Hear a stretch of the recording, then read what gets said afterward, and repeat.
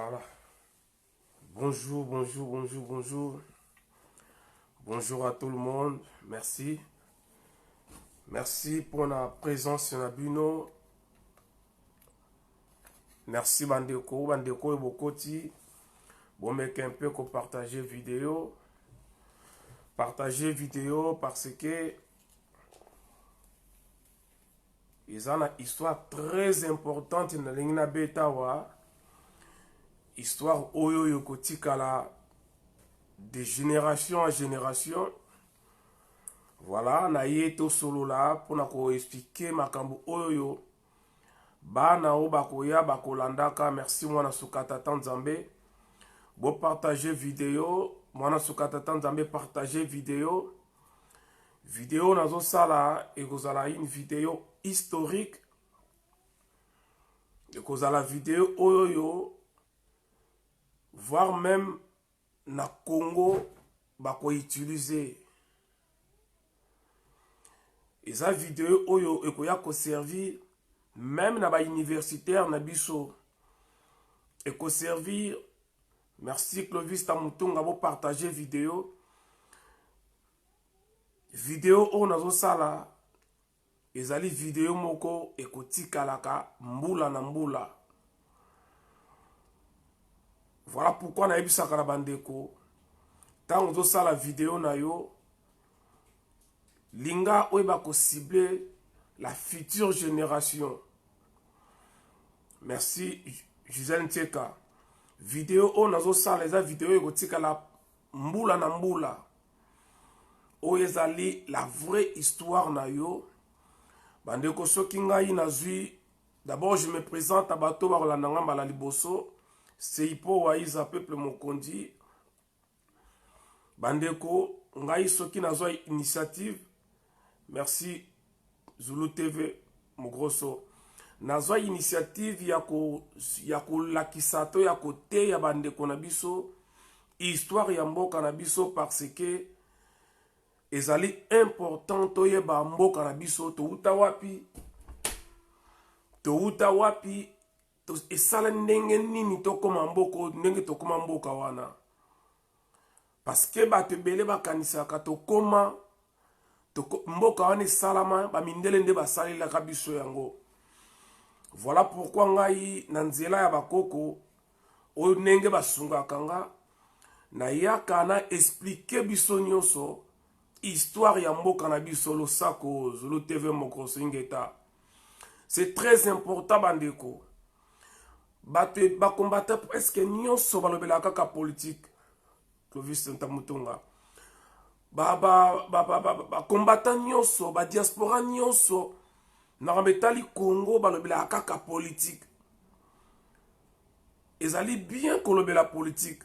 C'est très bien. Et ça m'a bêté kolobela politique. Mais moi je pense. Merci Eli Lubaya. Bon partager vidéo bandeko parce que cette vidéo eza vidéo kotika la mbula na mbula. Eza vidéo oyo soki olakisi on abana na yo. Je pense que même yo moko makambo na ko expliquer lelo na ba recherche na sali on a ko expliquer lelo je suis sûr et certain bate belé kozala mbala liboso boyo makambo na koloba. Makambo na koloba lelo. Et je pense que vous allez mbala liboso na batu mingi banda obota manano yoka yango te. Biso nyonso tolobela kaka politique, politique. Oui, c'est bien. Na vidéo oyo na kolobela makambo ya histoire. Et si kanini to utaka po okoma mutu, pourquoi bota maka mutu mwindu na ko expliquer yo? Bayebisaka yo na mutu mwinda utaka na makaku. Ano mutu mwinda utaka na nzela ya lisumu. Merci kulutu edo kombana. Ono mutu mwinda utaka na lisumu ya mwana ya Noe. Tangu Noe melaka masanga langwe. Atikala ki bolumbu. Mwana na ya mwana kia baniko seka. Après Noe. Payaki ko maudire mwana wana. Mutu mwinda uta wana. Na yena explique yo origine ya mutu mwindu. Origine. Esika nini ndenge nini Congo Brazza tubenga Congo Brazza isalama. Angola isalama kandenge nini. Gabon isalama kandenge nini. Congo Kinshasa esalamaka ndenge nini. Na ye nalakisa yo bomoto na yo nani yo zali outa wapi, nani asala yo pouvoir nini yo za nango. Vraiment eza nina mulai me lelo na koloba ngo ndambo.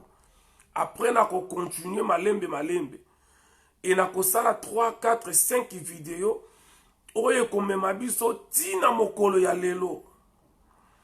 Moi je fais ce genre de vidéos parce que biso nde photo banda ko koma histoire na biso. Na ebisa kabino ça me fait trop mal. Ti lelo na Congo bazo tangisa bato que c'est Diego Kao qui a découvert l'embouchure du fleuve Zaïre ou du fleuve Congo. Tu les lo ba livre on est dans la bibliothèque na biso. Ça c'est trop grave. Mais au moment que balobi na katemboka na il y a des licenciés en histoire, ba docteurs en histoire, ba parler sur la Kogoloba.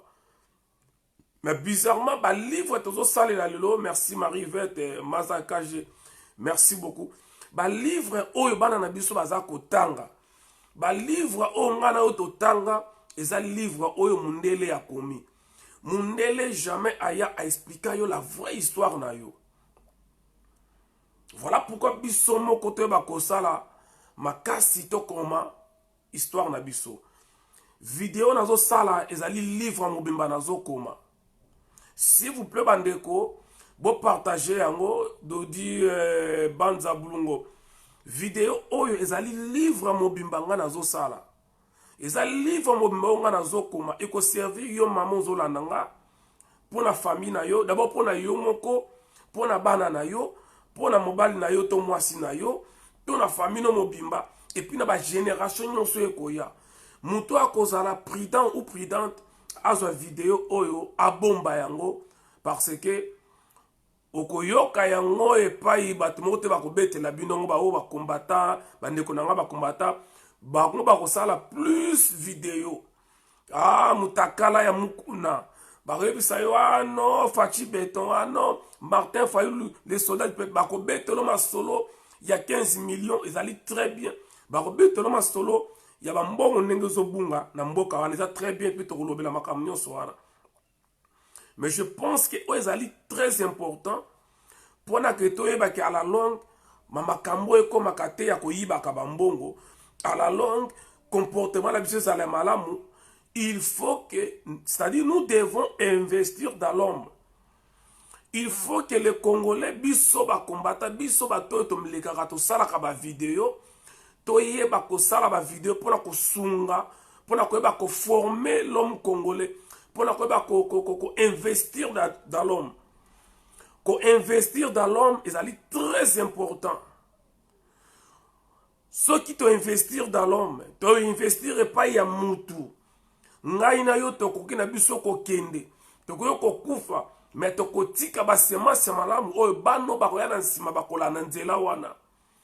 Difficulté ya Congo lelo moko ba difficulté zali ke ba koko na biso affaire papa na biso tant bazo ki indépendance bazala ki na base ya malunga te. Bazala ki na base moko ya malunga te. Imaginez-vous soko jo tongi même château ya munene ya mabele sans béton sable ciment sans nino ke tongango na plage. C'est tant ma yeza koya e ko kombola ngo ko isa yango. Voilà pourquoi c'est très important bande to sala ka ba jar ba vidéo na o sala. Red Gold, merci beaucoup. Oh ezali un livre. S'il vous plaît, vous partagez vidéo, vous aimez vidéo. Oh ce que on aussi ça. Vous tiens on a ba conférence, vous démarrer en gros parce que ezali vraiment un livre na zo koma. Merci à tout le monde. Bokolandangai na Vision News TV pa Edgar Mokonzi. Na 5 bo s'abonner pe kuna et na 5 bo s'abonner na page na biso ya sika na chaîne na biso YouTube Ipo Waiza officiel. Et sika bokoyoka histoire ya mboka na biso, histoire ya mutu mwindu. Voilà. Bandeko na sali effort ya kokoma quand même makambo nyonso ngai na découvrir. Voilà, na sali quand même effort ya kokoma makambo ngai na découvrir. De façon que eyeba ko sunga biso Gisèle Oumba Diamant Noir. Diamant Noir on a sala ezali livre. Vidéo o ezali livre mobimba et ko sunga biso nyonso. mutu akozala tina suka comprendre makambo na oloba na vidéo oyo. Et je suis sûr et certain bato ebele bolandanga na boyoka makambo na oloba te. Na lobi te ke na za na monopole, na lobi te ke maloba na oloba ezali à 1100% vrai. Mais du moins à 99 ton 99,9 makambo na zoloba ezali ya vrai. Et puis ezali pour notre histoire etikali mbula na mbula. C'est bien tout ça la vidéo ya politique. Mais ceux qui bisonnent surtout ça la vidéo ya politique. Il faut que batu mususu peut se démarquer na makambo mususu. Voilà pourquoi on attend na zoki inspiration ba koko ndena komu ko ya côté ya yo histoire na yo ko yebisa yo ke akombo wana moni wumba elingolo ba il a simplement wumba elingolo banani elingolo ba neto benga muwumbu ba wumbu muwumbu ezali nde kofinga mutu te ke benga ko esclave te ba wumbu ezali tribu bakolo Kinshasa bango na bateke ba wumbu yoka wumbu na kikongo ye wana wumba. Donc toyoka sikoyo ba recherche nga la sali ba démarche nga ina sali de façon que na memela biso histoire na biso ekozala malamu mingi. Merci mono manakaka monopole bande kona zo banda la vraie histoire du royaume Congo. Et tant la vraie histoire du royaume Congo, na ye kolobela ba Congo te, na ye kolobela bandundu te, na ye kolobela ba Congo ya Brazza te, na ye kolobela ba Congo kaka ya Angola te. Na rebetela histoire mobimba, la vraie histoire. Oko retrouver ba pays mususu yoka we barate bazala rapé ba Congo to bazala kata royaume Congo.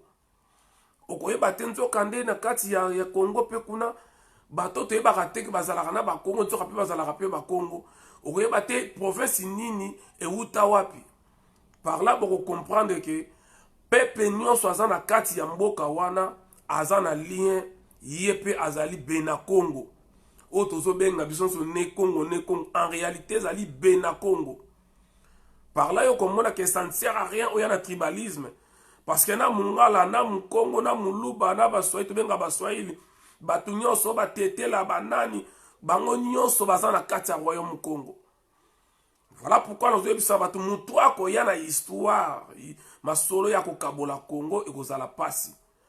Mais sauf que na chaque tribu toza nango, tribu na tribu za na spécialité nango. Merci Mimi Love Bongo. Merci. Chaque tribu est une spécialité nango. Voilà pourquoi bandeko c'est très important. Histoire na beta, histoire ya bomoto na yo ya mboka na yo. Na kombi yango na français, bandeko bolobaka allemand, bolobaka anglais, bolobaka suédois, bolobaka néerlandais, portugais. J'espère que tozali quand même ba congolais boko l'effort pour limbisanga parce que munoko tokoloba biso nyonso ezali mingi français na koloba ngo na portugais parce que je maîtrise bien la langue portugaise. Nazali plus lusophone que francophone, donc je me sens plus portugais que français, mais je préfère que na koma yango na français parce que mboka na biso kuna batangi ça peut battre na français. Na wana ko sala lecture o nga na komi et servi bio pe lokola livre po bomba yango. Awa nazo expliquer na ina banda mutumunda bimela ki wapi.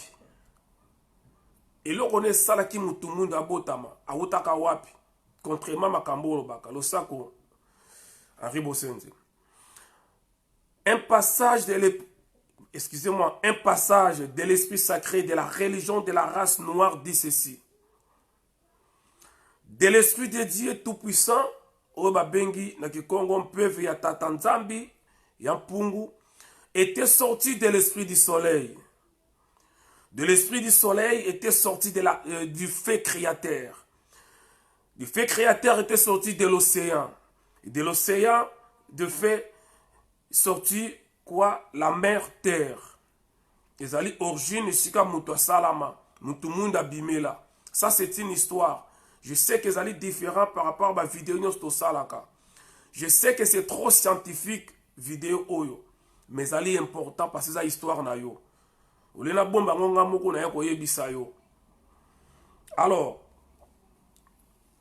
la planète Terre, mise au monde et ses enfants. Après cela, nos pères venus du ciel, Anunnaki, de la lumineuse étoile quand Congo, vinrent sur la terre à l'aide d'un char de feu. Babengiango Kumbi Diatia, qui atterrit sur les plateaux de l'Éthiopie dans le monde de Katiopa. Sur la terre de l'Éthiopie, les Bana Bazulu se marièrent avec Bana Bantoto. Et Bana, Babengona Kongo, les Bana Bantami, les Bana Batono, venus de l'Inde. De ce mariage étaient ici les Bena Congo. Alors, je vais expliquer, tant que tu as un concept Oyoyo, Bena Congo, Oyo benga souvent, Ne Congo, et c'est une discussion, et un débat, et belé. Dans l'année qui bande konanga basangana qui bazalaki Aribo Senza Zaliwana, merci Patience la Baronne, merci Masiala Omogebe. Avant-hier, l'année qui débat makasi bande konabiso ba résistant, balanda qui pas ya maman nabiso Espérance, moto qu'on appelle Simbote, Aribo Senze, Gisi Panda, Pitu Shomongo, Dadi Bayola, Nani Zoro Bilel, Odimba, débat izalaki makasi. Na ye awana za la juge te na ye te lobaki oyo balobaki wana eza mabe to boye mais na ye mpo na ngai après avoir kolanda débat ya bandeko na nga après avoir koyoka badeso dezosala na diaspora na ye na ye kotia un peu na ye koporte lumière na makambo oyoyo olie ke na polémique tokota tel afingi nga tel asali nga vidéo non, il faut que tu investir dans l'homme. Investir dans l'homme, c'est l'éduquer, le conscientiser, l'enseigner. C'est ça l'objectif na biso ya combat. Kabila kokende, Félix kokende, Fayulu kokende, et après, ceux qui t'ont investi dans l'homme, ils business to kozonga ndengwana. Alors, baza ko expliquer d'abord origine makambo nyonso et utaki na esprit de Dieu.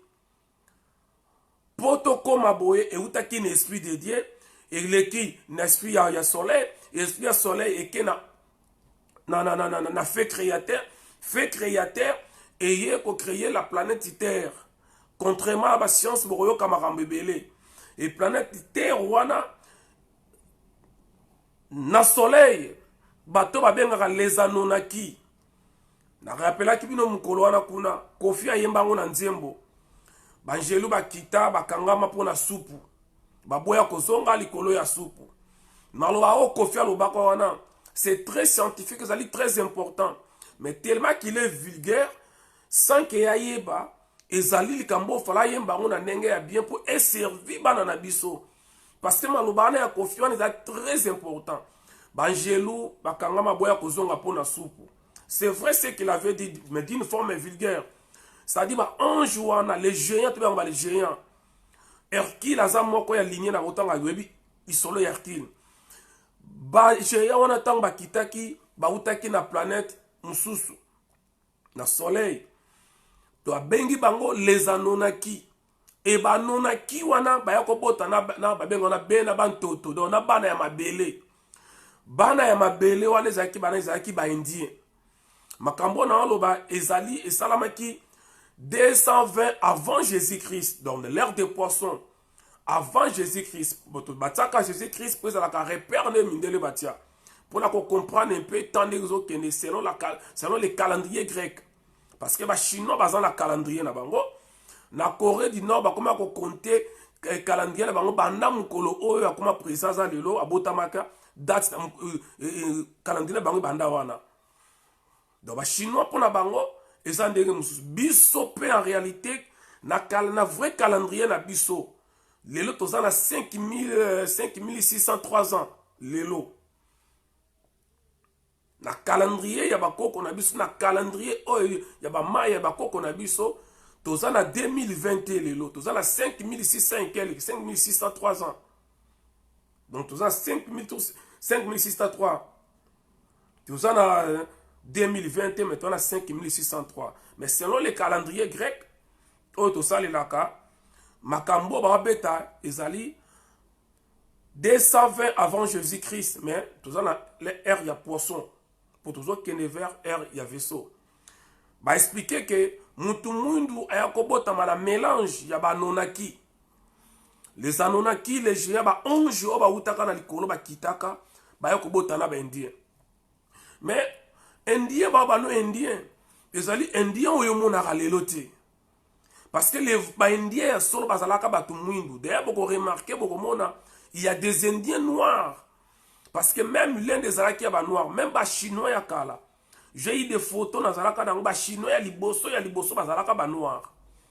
N'explique qui bino que mutu mundu, mundele qui kobima, tango bakoko na biso, na création ya mukili, on a beti, on a tango zali histoire ya ba Bena Congo. Mais avant ba Bena Congo, ba botama, batu bazalaki déjà na mukili. Tout se comprendre. Batu bazalaka déjà. Nzambe, ici, batu bazalaka ko vivre.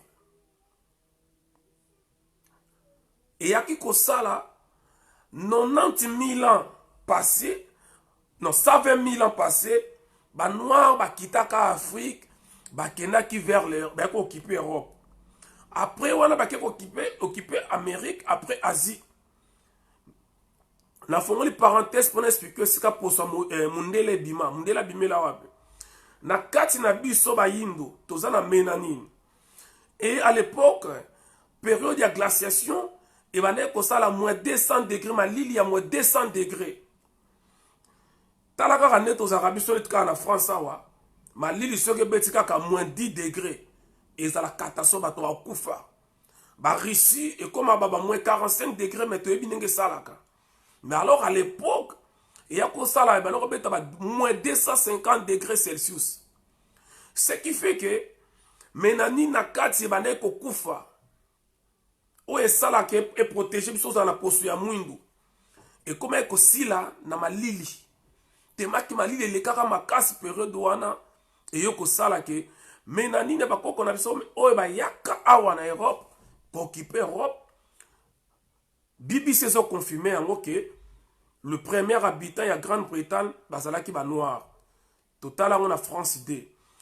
Tellement que Mali les cas qui mingi et bomi ba menani na kati ya nzoto et sali ke batu ba komi ko bima comme na teinture mususu. Ngai na yo to umeli na poto soko kiti Kinshasa climat na yo na climat mutaza na Congo ezalaka ndenge moko toto na Angola to na Afrique parce que biso to comme malili yo so sepe comme na teinture bien mais ezako boma yo substance o ya biso ya na kati o esala cause la mwindu makasi. C'est pas pour rien bon on a que bato azana ba pays loka ba Sénégal, ba Mali, ba Burkina Faso, ba Mauritanie bazalaka mwindu makasi parce que bango mo itemele ki ezali ko renforcer ba menani na kati du coup mwindu eba kisama. Alors plus Mali lele kamakasi, plus c'est ça ko bomba na kati nde salaka ke Mali lele ki ba nezoleka tango menani dans sili na nzoto ya mutu mwindu et comme ko sala mutu abimaka pembe. Muta comme ko bima pembe et comme que mutu ya pembe akomi ko bota na mutu ya pembe. Mélange ya mutu ya pembe na mutu ya pembe bo bota pembe o eleki makasi. Plus bazo bota ndengwana esprit ya racisme yo kokota. Bao bakoma ki pembe bakasi bakomi ko seka baona bakina mwindu. Bakomi et comme sikoyo bakomi ko bala na bango o ya pembe bakomi ko préférer abala na epe susu ya pembe to abota na o ya pembe pour ba bimisa susu mwana ya pembe. C'est ça début ya racisme. Racisme bandela ndengwana. Mundela robeto la ngote ba livre na bino ba mindele ba bete la robeto la bino ngote. Donc mutu mwindu ayoko bimela wana na pardonna ni ba Bena Congo ba yoko bimela wana et pas ba nonaki ba ange o ba kitaki ba botana bendien on kaka ba noir kaka mais mélange na bango et sali peuple wa bengaka Bena Congo. Alors on a quoi avancer comme ça pour comprendre la puissance de Zanango. Et continue peut-être on les la te pour y beskan makamzo kende. Alors après le déclin de la civilisation égyptienne en l'an 220 avant l'ère des poissons, c'est-à-dire avant Jésus-Christ, un archange du nom Mwanda Congo, c'est-à-dire l'esprit divin, apparut au mage Mbemba Zulu, qui signifie aigle du ciel, et lui confia la mission d'être le dirigeant de Bena Congo, s'adressant au peuple Congo, signifie le fils de Nkulu Congo Nimi. Par l'intermédiaire d'image Mbemba Zulu, l'archange Mwanda Congo dit ceci. Boyoka oyo archange ayebisaki olobaki. Pour la confusion des nations, et cela jusqu'à ce que le temps prévu par Yahvé Mwanda Congo arrive. Dès maintenant, les nations vous connaîtront sous mon nom du temple. Vous êtes les Bena Congo.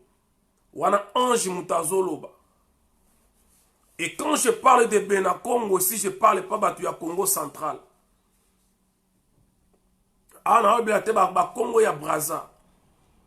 Boko ye ba pays ni negobima awa wao.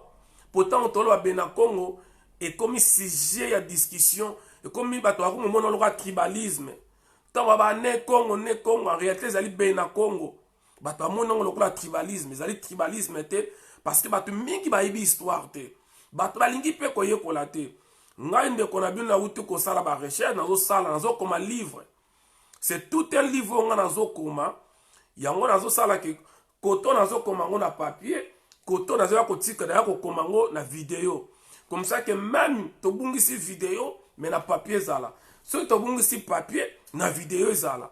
C'est notre histoire. To kotika la rate mundela ya ko komela ka biso histoire na biso. Voilà. Ange ayebisi bakoko na biso babota makatango wana na mélange wana ya ba indien na ba ange, c'est-à-dire bakoko na biso ka ya ba noir ba ya Inde. Vous quitterez le nord pour le sud. Parce que babimela ki wapi na Éthiopie. Babimela ki na Éthiopie. Ba ange tang bakoyaka na Éthiopie. Les Anonaki, les géants ototangaka. Bakoyaki na Éthiopie. Ça dit origine ya yo muto lo bakoko na biso nyo studio landanga babandaka na Éthiopie. Babandaka na Éthiopie. Yoka siko adi boye. Vous quitterez le nord pour le sud, la tête pour le cœur. C'est-à-dire que na cœur, c'est-à-dire na bassin africain, en Afrique centrale. Vous allez se diriger au nord, côté Éthiopie, Libye, Égypte, vous allez quitter vers le sud. Vous cacherez les mystères de la sainte loi dans les caves du cœur du pays de Kachopa. Pays de Kachopa, Ezali, Afrique centrale. Et vous cacherez les 12 dans les 3. Quand le peuple du monde des ténèbres arriveront à transformer la tradition qui est en soi noire en tradition blanche, alors vous abandonnerez les grands repas qu'ils auraient empoisonnés. Alors viendra la nouvelle alliance avec mon peuple élu, le peuple Congo. Nabaneli. Quand les peuples du monde des ténèbres arriveront à transformer la tradition, c'est que les peuples du ténèbres, ce sont des blancs, Mindele. Oh, ils allaient prophétie déjà, Maramuto, Mona Lelo, et l'Obamaka déjà. Makambouya l'église, Makambouya, l'église, c'était Makambouya qui transformer l'histoire. Et si ange, lorsque le fils du ténèbre, Mindele Bazali, fils des ténèbres, ange, oyo baza bakita oyo nzambe asala kite oyo basalelaka diable abitango bakoya ko transformer tradition na bino qui est en soi tradition ezalaka noire bango bakomisa yango na tradition moko blanche alors que vous abandonnez ces grands repas qu'ils auraient empoisonnés. Ça dit beaucoup abandonner les grands repas qui seront empoisonnés. Quel grand repas? Les grands repas c'est notre histoire. Mais bah yé ba empoisonné yango et bino bo abandonné yango. Bo abandonné yango pona ko yamba ya bango ba ko bakezali ya malamu.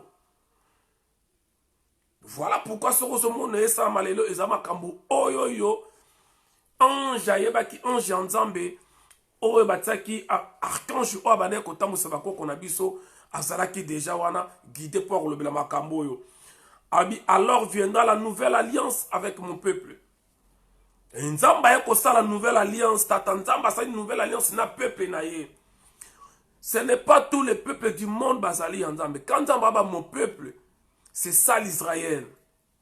Israël eza na démon na kati nango. Is na elle. Israël ngolo wa fils. Elle ngola sa Dieu, c'est-à-dire le fils de Dieu. Le mot Israël na Kikongo yango abengi yango Bena Congo. Donc ce babi que Israël yebaka Israël ngolo ba Bena Congo. Isra ngolo ba fils. Elle ngolo ba Dieu na hébreu. Pour bango bazwa nyonso ba changer na forme na masolo na ndenge na la kwa mbriye ngana yo pour que tout se perde. Tangoka Israël ngolo ba Bena Congo. De to benga par erreur ne Congo te zali Bena Congo. Bonjour Christian Sosé. Alors, naza ko avancer. Ange azo ebisa bakoko ebisa Bena Congo ebisa yoboy. Tu es la nation qui a été choisie pour me servir. Voilà maloba nzambe tata nzambi. Tes premiers ancêtres sont venus du ciel, de l'espace. Mais toi, tu es né en Éthiopie. Je t'ai amené en Ekipata. Ekipata, ça dit Égypta, Engipiti, Égypte. Na ko expliquer bon, na tango kala na deux pays où ils ont formé, l'Égypte et l'Éthiopie. Alors, on continue. Abiboy. Et maintenant, je t'ai fait sortir d'Ekipata et je t'envoie loin au-delà de l'Éthiopie pour y être la tête et le cœur de cette grande région de Timansi. Timasi, voilà. Qui va de l'océan de Kachopa, Kalunga, Kachopa Kalunga. Le mot Kalunga, Kachopa Kalunga, et l'Inkolbaka océan Atlantique. Donc le mot Kalunga, et l'océan Atlantique. Ce sont des termes oboyokaka, boyokaka. Maman na biso comédien, maman Kalunga. Mais tant ozoka Kalunga, yebango dire que là on parle de l'océan Atlantique. Voilà. Et puis Abiboye, et qu'on connaît jusqu'aux sources du Nil. Tu iras vivre au pays de ces grands rois, les grands Manikongo, qui viendra du ciel, de l'espace. C'est là que le Seigneur, lorsque les fils des ténèbres arriveront à dévier collectivement les peuples de la terre du droit chemin, la lumière qui réhabilitera le monde proviendra de Congo Diantotela. Otolbaka, Congo Diantotela, mais Congo Diantotela. Tangu bana ya ténèbres, bako dévier réalité complètement yamukili. Lumière eko wute pa ya Congo Diantotela. Ou l'inko ba simple l'Empire fédéral du Congo. N'êtes sobo comprendre.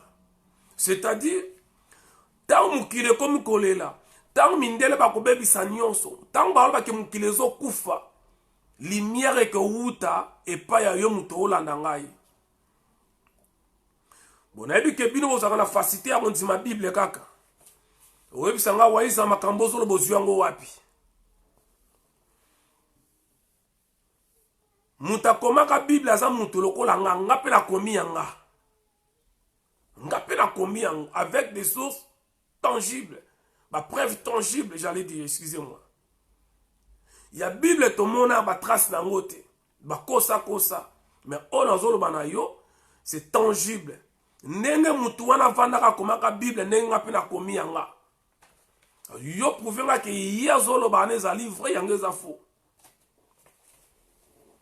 prouvenga ke histoire ya mboka nanga mundele ko expliquer nga ko ya mundele za bien. On avance. OK na bango malem tima kamno segesi là. Papa. Abi, au temps prévu par le Seigneur, donc temps qui a Kinatimasa, lorsque l'étoile de la promesse viendra au Congo central. Voilà. Lorsque l'étoile viendra au Congo central, c'est-à-dire dans le centre du royaume Congo. Ici, on ne parle pas de la province du Congo central. Tu comprendre. Naza mutu ya Congo central, mais na royate na devient formation pour na ah ba lobela ki makama Congo central oyote. Donc na Congo central c'est-à-dire na centre ya Congo, ya royaume Congo. Sous les directives éclairées de Maj Mbemba Zulu, les Benakongo qui signifie les fils de Dieu, di Sara di Kana. Vous voyez bien, di Sara di Kana. Sara bomona ngokuna ezali na Afrique et Kana bakezalaka na Israël. Na ebisaka bino que toutes les villes que vous voyez dans la Bible ezalaka en Afrique, toutes ces villes de Galilée, de Cana, de Bethléem, tout ezalaka en Afrique. Moutako sabino te toutes ces villes étaient en Afrique. Ezalaki Afrique, bango bazuyango bakomiso lokola na Israël. Israël esalami lobi awa. Israël esalami na 1948. Comment expliquer kota na masolo ya ba 800 ba 200 kala nandeni. Bino bosalami ka na 1948 comment kota na masolo ya kala ya ba 2000 a passé. Mais bazuya kote ya yo mutete la yo mongo yo mboka neza nango na kimwenza soki wapi muzoya ko accepter masolo ya batu moko esalami lobi awa. Alors on avance. Des Madians, des Moab, de la Nubie, de l'Égypte vont se regrouper en Éthiopie et commencer la grande migration vers l'inconnu. Dans la si botanga la Bible, peuple les Moabites, les Moabites, les Madians, botanga la Bible, bazalaka en Afrique, basangani bango nezalaki bakoko na biso, bango na babena Congo, babandi sikoyo kotambola, babandi ba voyage, par là bokoya ko comprendre sikani negene esaki bakoma en Afrique centrale. Babandi ko tambola pona ko conquérir ba mabele, baba na usala ba mboka ba village. Alors, et commencer la grande migration vers l'inconnu. Les Benakongo vont laisser l'Éthiopie en direction de Tanganyika et finiront par atteindre la terre qu'ils nommèrent Dizimba, qui signifie sanctuaire, qui est l'actuel Zimbabwe. Premier pays. Tango bakoko na biso tango basala tango bayeko sala mama Benakongo bayeko botama. Tango babandi koluka ba former mazia biboye respect peuple mokondi. Waiza Moulakisi Malamu ya Congo. Merci beaucoup. Tangu basalami tangu ba ange bakiti. Ba géant, ba angelu basangani na ba indien. Ba indien bazalika pe batu mwindu. Siko yebisanga. Yo mutu ba yebisaka yo monaka ba ange mindele. Ya bandeko. Mitu esala. Yo soko lotindo to monaka ba ange ngazala mindele. Comment expliquer ce qui ange azalaka mundele? A ke bota soit ce qui na mundele so web sanga bende bazali mindele. Comment ba bota batu mwindu? Yenge rasta Congo. Arrêtez ba masolo boyo kakawana ange mundele ange akana rasité. Oh ce qui n'est rien. Non non non. Tamba longwe na Égypte na Éthiopie babandi ko conduit bango na archange Mbemba Zulu. Archange wana on est kotambusa bakoko na biso. Na bela ange te mais archange. Il y a les anges et les archanges. Les archanges sont plus supérieurs que les anges, sont plus puissants que les anges. Tamba bimisa bani kotambusa bango premier mboka oba qui créé. Premier mboka yaba Benakongo, bien de to yo benga ba ne Congo, premier mboka ezaki Dizimba. Dizimba ingolo ba sanctuaire. Yango ba benga ngo lelo Zimbabwe. C'est pas pour rien atanga ba koko na biso soki ba poni roi. merci Maviki Lukaku. Ceux qui baponi mutu roi, babane ko introniser ye na Zimbabwe, o babengele lo Zimbabwe à l'époque qui dit Zimba. Babane ko introniser ye kuna parce que Zimbabwe est le premier pays oyoyoyo ya babena Congo. Donc bande ko bazalaka na Zimbabwe kuna ce sont nos frères des sangs. Voilà na malamu yango na biso le baneli yozo kanisa kitaba bena Congo zo mona ka Congo central. Ah tribalisme. Luka oyeba soko yebi ke bena Congo za pe yo muto olandanga, je pense que débat oyo stérile. O bato seba vidéo belé ya ko ataka kaneti ngabo moi personnellement. Ba sel ba vidéo pour na ko attaquer nga pour na ba bena Congo. Ko zanga ko yeba ezali waya ndambo. Merci beaucoup Fanny Toya. Le premier pays créé par les Benakongo, c'est là qui dit Zimba, qui signifie sanctuaire Zimbabwe lelo. Alors, et pour une grande civilisation. Et madame Nalo Bezatek Bafana qui avant 10 ans, 15 ans, qui était des siècles et des siècles. L'homme noir a un avantage il y a 14 siècles qu'on les Kamundele. Il y a plus de 14 siècles. Bango bayeka kalamingita là lobi. Voilà. To continuer. Et ça est belé mais lobi la nyon sauté. Na koma mandambu. Plus na soki na komi na papier na ye na yo komango na vidéo. Comme ça to garder et ça histoire et kosunga yonde kozola na ngana bana oya biso. Nous devons connaître notre histoire Fanny Toya. Arrêtez ce que pour nous la cobette la jamais histoire na yo. Mais le col en gaï boye binga na balanga lingala, moi mutu peut-être considérer ma comme na le bezate.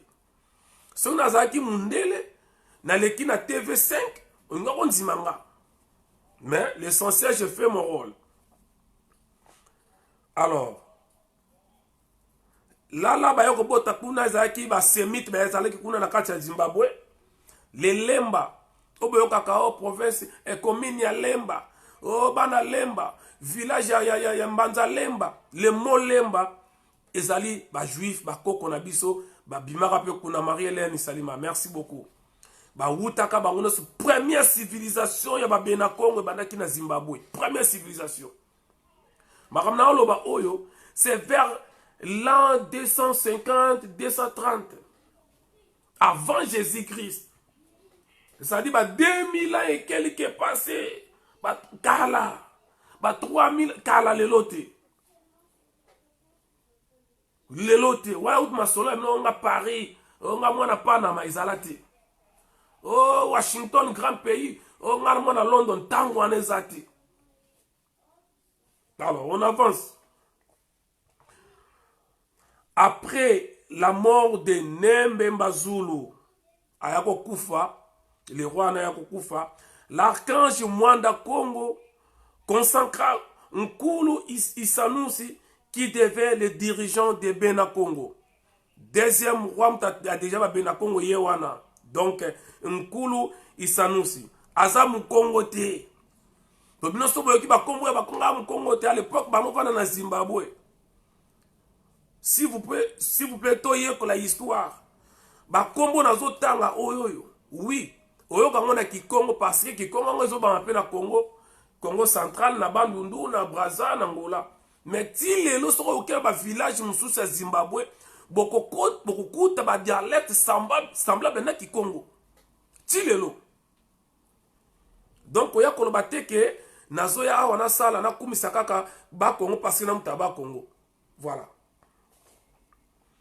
Après les Zimbabwe, sous la conduite de la prophétesse Mama Mbangala Mabenenvoa, la femme à 9 mamelles, prophétesse wana, oboyoki kombo na ye, Mama Mbangala Mabenenvoa, azalaki na 9 mabele.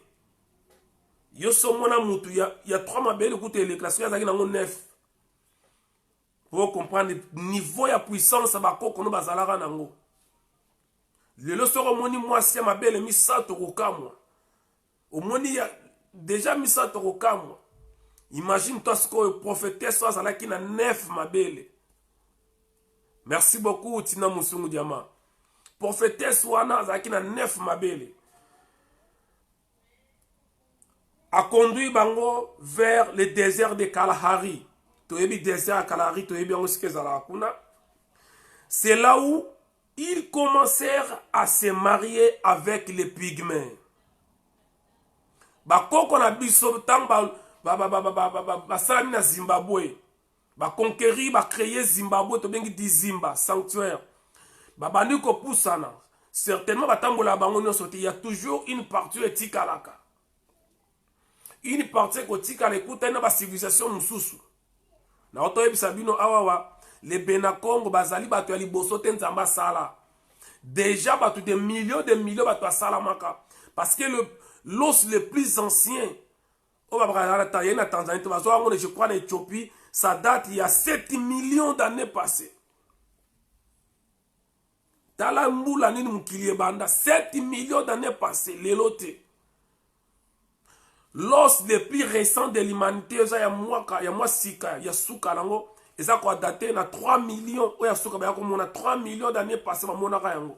Année âge nango.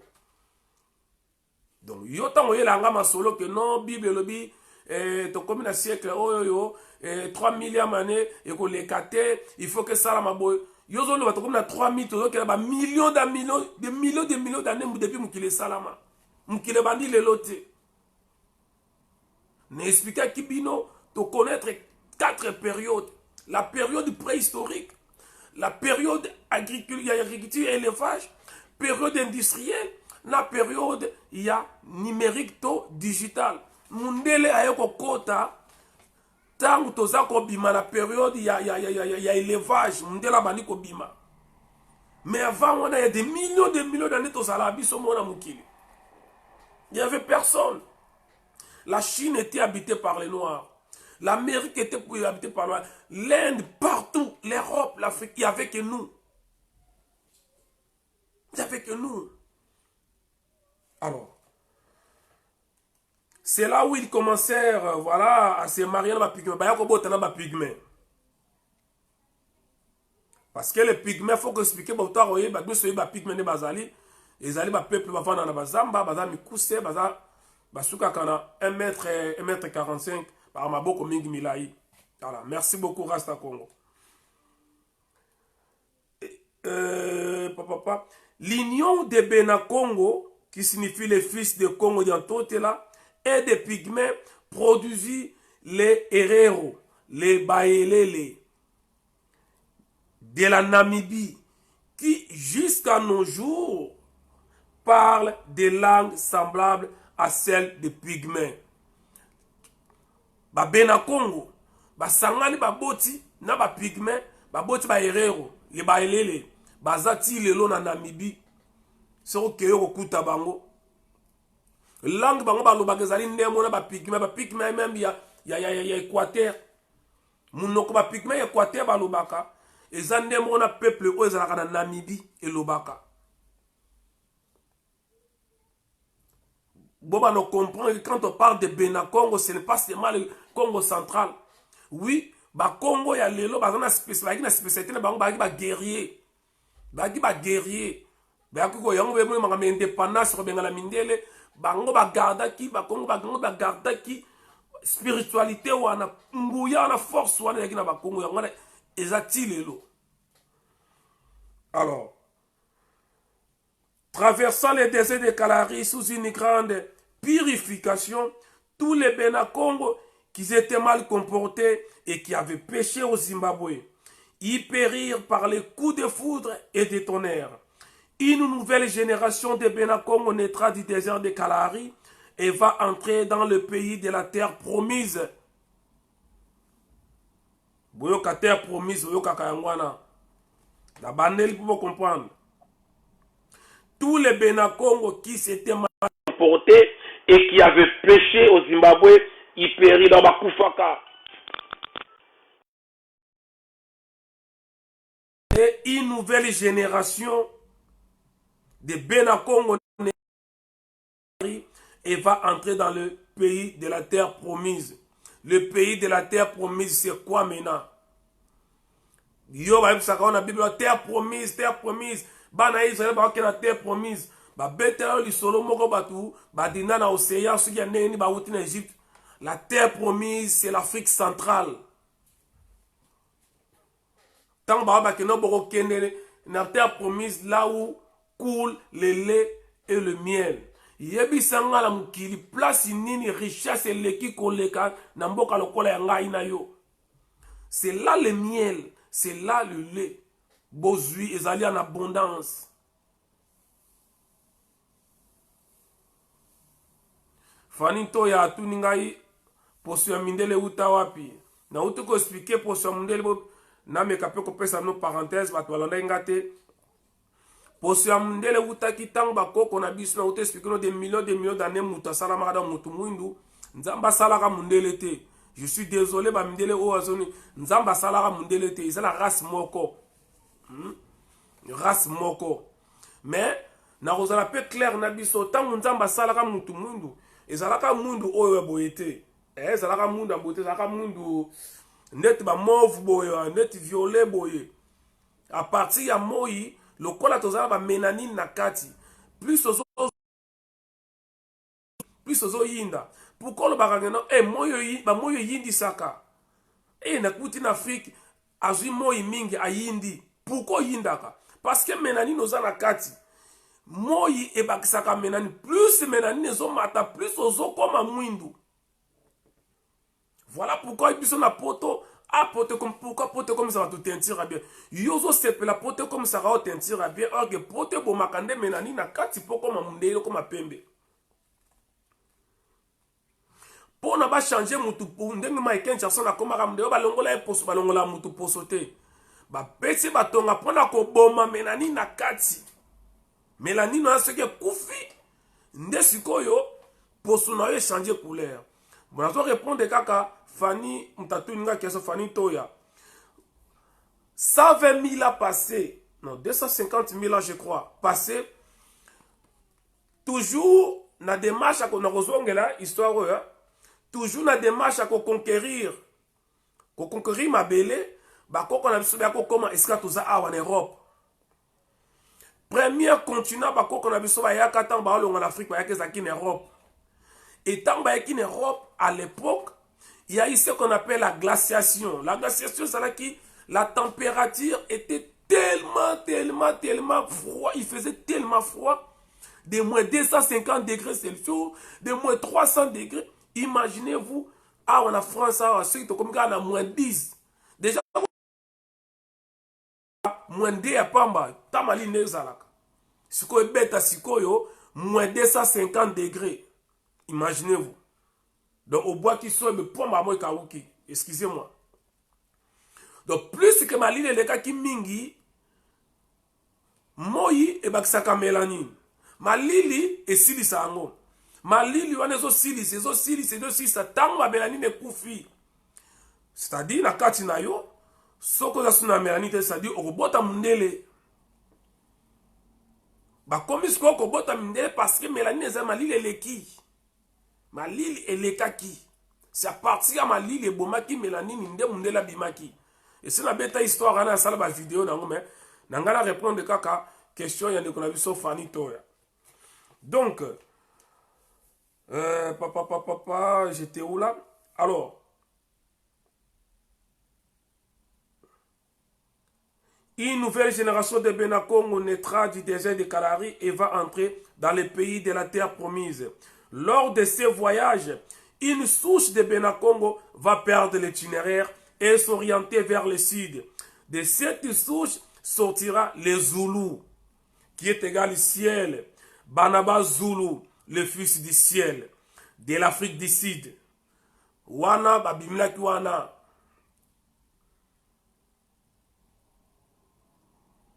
Alors, Bazoulou, bayako bimandenge nini. Tant bakoko na so bazo kita, bayako za terre promise, bayako l'Afrique centrale. Bayaki ko bungana, babungaki nzela. Tant babungi nzela, merci beaucoup. Tant babungi nzela, baye ko se retrouver place wana esika mona ba Zulu babima. Les Zoulous sont le premier peuple d'Afrique du Sud. Ce sont des Benakongo. Les Zoulous sont des Benakongo. Zoulous, c'est-à-dire le ciel, dans l'Ikolo. Dans ce sont des Bakongo. Les Benakongo, les Zoulous. Alors, on avance. En l'an 320 de l'ère des poissons, dans l'année 320, ère à poisson, avant Jésus-Christ, hein? Voilà quand Yesu n'a pas sous la conduite du prophète Ntsasukulwa Kanda, les Benakongo vont traverser le fleuve Kunene et occuper la première région de la terre promise dédiée en Kulundzinga. Na baneli bo comprendre. En l'an 320, bande kubana Angola, bafai Angola, boyo kamakambo oto komi sikoyo, pona kosala Angola sikoyo. En l'an 320, de l'ère des poissons, sous la conduite du prophète Ntsasukula Kanda, les Benakongo vont traverser le fleuve Kunene et occuper la première région de la terre promise dédiée en Kulundzinga. Kunene bato ayebite ti lelo ezali province ya Angola eza na frontière na Namibie lelo. Kunene Kondukubangu nini nyonso eza na frontière na Namibie na vani na Angola mingi ya mamna bana yango na yebi. Alors wana bapesa ke wana ni Nkulundzinga. Les Benakongo avaient réussi de prendre les terres de Kwandukubangu ou Kuvamba, Kunene. Ils baptisèrent cette première région du pays Congo Diampangola. Donc, non, ils baptisèrent cette première région du pays Congo Diampangala. Donc, Tarba Kangi place on a qui ville ya Kunene, ya Kwandukubangu. Banangola ba yebi Kwandukubangu ba yebi Kunene. Ba pesa kiango na Congo ya nini Congo Diampangala. Congo Diampangala ça dit l'Angola. Angolo Karangola, Yangwana. Et bandi lelote. Et Salami avant Bisso, on a 320 avant Jésus-Christ. Bande kona biso ya bangolais bazawana ba otobenga komima bazombo bazabela ka bazombo tobenga bazombo. Baye bango ki mboka wana. Et Salami na l'an 320 avant Jésus-Christ dans l'Eloti. Bota la décrit dans l'Eloti. Les Benakongo, voilà, en raison de la grande chaleur de cette région, la première capitale du pays fut installée à Kimpemba. Kimpemba, Zawana, même dans Congo, ils ont le Congo central. Je crois qu'il y a zone de côté, il y a Kipangu, à côté kuna, la frontière. En l'an 420, de l'ère des poissons, c'est-à-dire Tandu Kiambi Sinkoko, sous la conduite du prophète Kodi Pwanga, les Benakongo prennent les terres de la deuxième province du pays sous l'appellation de Congo Diakwimba ou Congo Diamulaza et la capitale fut déplacée à Kayemba. Siko Boyoka. Jour où on attend la bengi simba ba Congo ya Braza, ba Congo ya Angola. Tribaliste. Vous avez bien que Congo Braza et tel bango nini. Oh boy, si kotan ozoka Congo Mulaza. Congo Mulaza ya toujours na ngambu kaka ya Angola, mais sanga na ngambu ya Braza. Puisque Braza normalement Congo pas ka Congo Congo ya bien Congo Fua. Les vrais noms ali Congo Fua. Les vrais noms ya Congo Fua. Braza ali mindele bayaka nango, mais les vrais noms ezali Congo Fua. Tout Brazzavillois sont réussi à monter à Congo Fua. Oya yebi histoire. Pour Congo Brazza ba créer qu'on peut ba Congo. Oya yebi histoire sur ça. Ah, oza monter à Congo Fua. Ndeni ya yebi makambo. C'est ça le vrai nom du Congo Brazza, Congo Fua. Congo Fua. Donc Congo Fua. Il y a beaucoup faté mais et voilà. Capitale ba kolongola ngona Kipemba ba yena ngoso na Kayemba. Na asi boyebi Kayemba.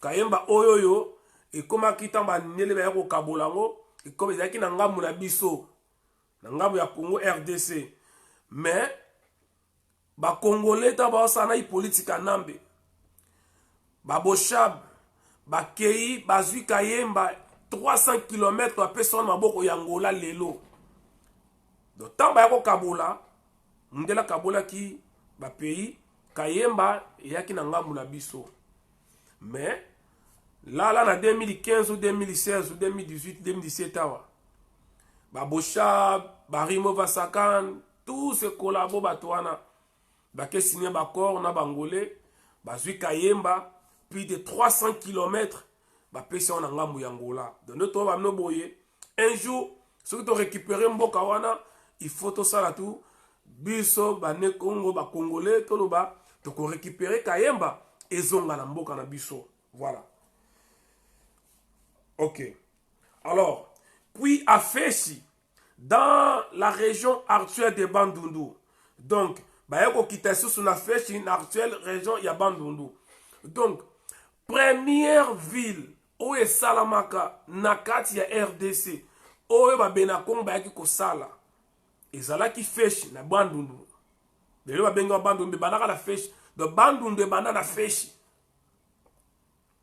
Province à Bandundu. To siège à Liboso lelo na conférence lelo ya ba Congo ezalaka na Feshi na Bandundu lelo na bandi ko avancer si ko comprendre le degré à 424 de l'ère des poissons donc tant que Bonyonzo les Benakongo ont réussi à prendre les terres de Kwangu, Luango, Kwilu, Lulwa et construire le Congo de Kumba, dédié en Kuluntsaku. Voilà. Donc, biso to monaka oyoyo. Tout ça, batu yantsaku, to kite pas yantsaku. Mingi zali batabandundu, ndambu ya parti ya baluba, ndambu ya parti ya bamongo, ya Équateur, biso wana nyonso toza descendance yantsaku. Voilà pourquoi ils a pas ce tribalisme salama, ou bien comme tribaliste. Donc, biso tout au te pas yantsaku, tout ça va descendre yantsaku. Après le Congo de Kwimba, c'est-à-dire Oya Biso, le Congo na Biso, on a des Congo de Kwimba. Les Benakongo sont allés pour arracher les terres de Katanga. Babani ko poussa, babani so kota Katanga. Bakei pour récupérer sous ma belle kuna. Les Benakongo se sont mariés avec les Katangais.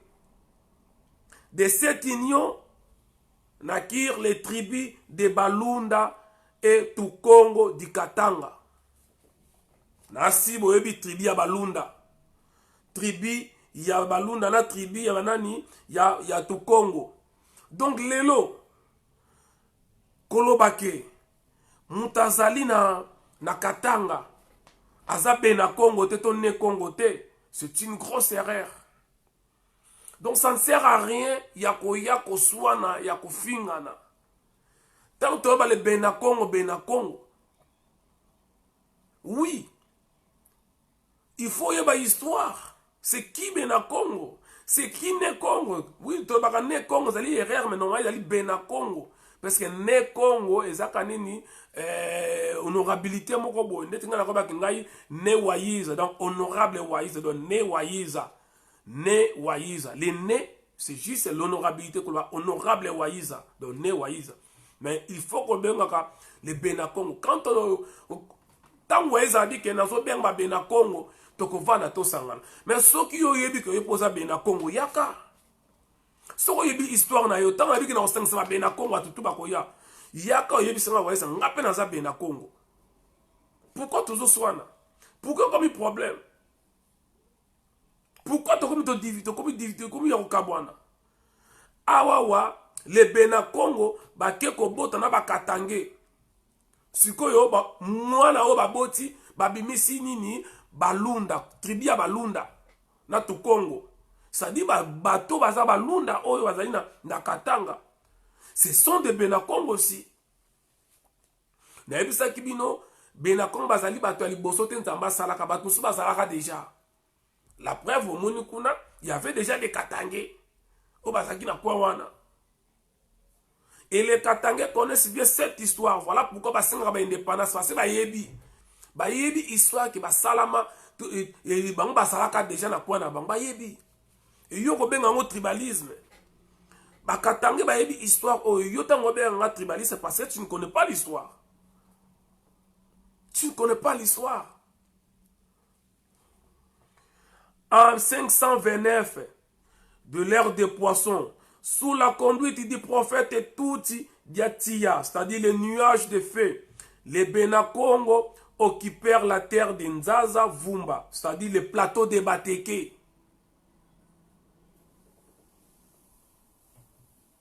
Debe Salamakia, non, les Bateke ne sont pas des Bakongo. Les Bateke, ce sont des Bakongo. Les Bateke sont des Bakongo. Ben, outina kombo la, ezali diminutif, il y a mot teko là. Ezana kata Bible, na pesa ki bino verset nango na Jérémie. Ezana kata Bible, les Bateke sont dans la Bible, na pesa bino ba vexé. En 1529 de l'ère des poissons sous la conduite du prophète Touti Diatia, ça dit prophète les nuages de feu, les Benakongo qui perdent la terre de Nzaza Vumba. Donc le plateau de Bateke. Plateau de Bateke, Nzaza Vumba. Alors, et ils construisirent le Congo Dialuango. Congo Dialuango, Baby Luango, Kotonyo Swane Tomate, Rotabandundu, Kotokuna, Tingi Tingi, voilà. Ils ont traversé les Nzadi à Mwanza, les puissants fleuves. Voilà. Histoire des habits, hein. Yoka. Ils ont traversé les Nzadi à Mwanza. Bobi Nzadi à Mwanza, fleuve Zaïre. Et si Kakombo Zaïre et Outa. Ah non, Mobuta Zakomba Zaïre, dans le deuxième monde, l'Okuta. Nzadi, Zaïre Nzadi comme Zaïre, na mal prononciation au mundele wa lobaka etikali ngona Zaïre. Loba Nzadi, loba Nzadi, bon ba ki Zaïre etikala kindengwana. Yango ba bike non.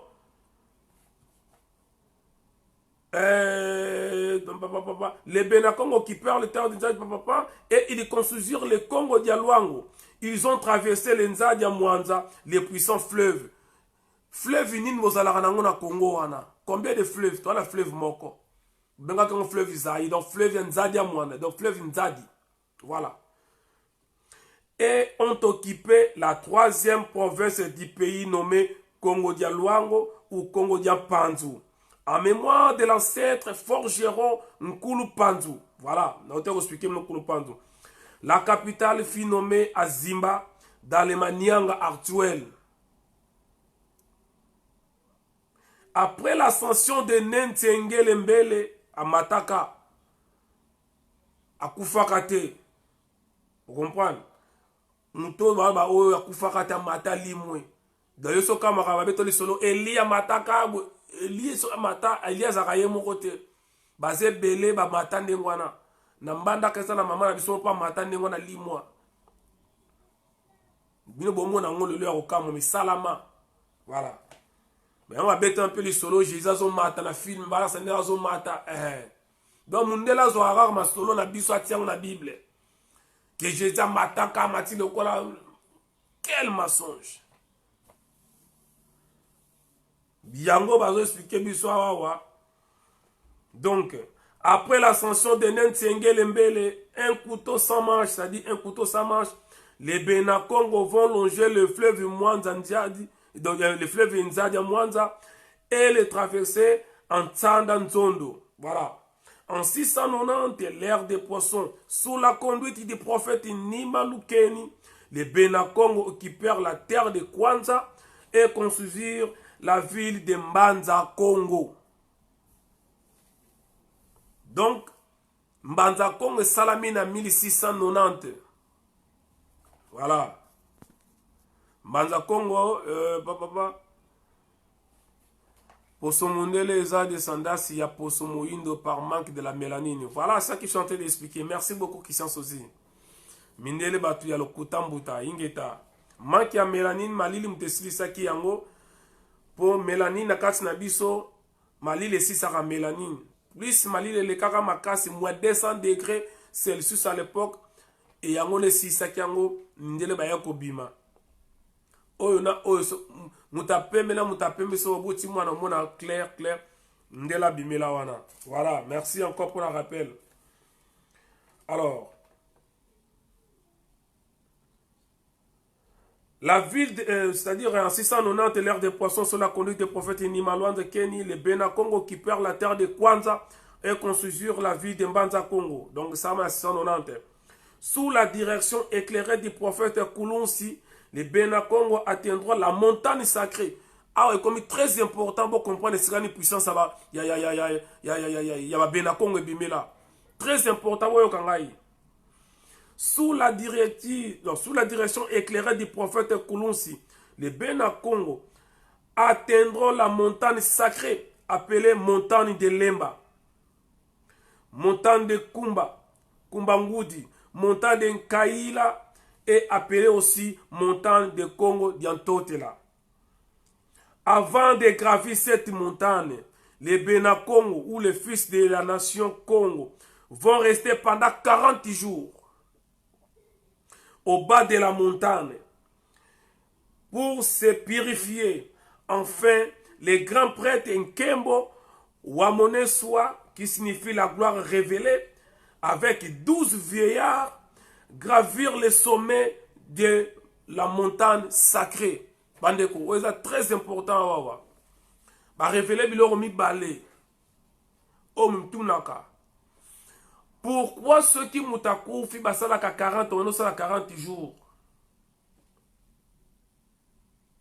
Pourquoi basalaka 40 jours? Parce que selon na esprit, il y a biloko mibale. Na esprit, mutakoufa après 40 jours. Il y a bien koufa 40 jours. Et pendant ce temps-là, il faut que nous purifier la molimo na ye na bino batubozali. Yango moni bakoko na biso. Avant mata montagne o nazotanga montagne oyo ya Congo diantote la montagne oyo. Ba ye na se ya montagne ngo ya mulai. Ba fata ki pendant 40 jours pour ba se purifier. Et avant ba mata ba kenda ki 12. Tout le monde 12 hours. Tout le monde a les 12 tribus d'Israël. Vous avez comme un chiffre 12. Ah, bah, comme on a 12 personnes. Kuna batang sera les 12 tribus d'Israël. Kuna batang sera les 12 apôtres de Jésus. Histoire va changer en côté. Donc, comme il attend la vérité, la vérité, il faut que ça peuple la vérité. Alors, l'archange Mwanda Congo, il descendit sous la forme du soleil brillant et foula de ses pieds le sol de la montagne sacrée.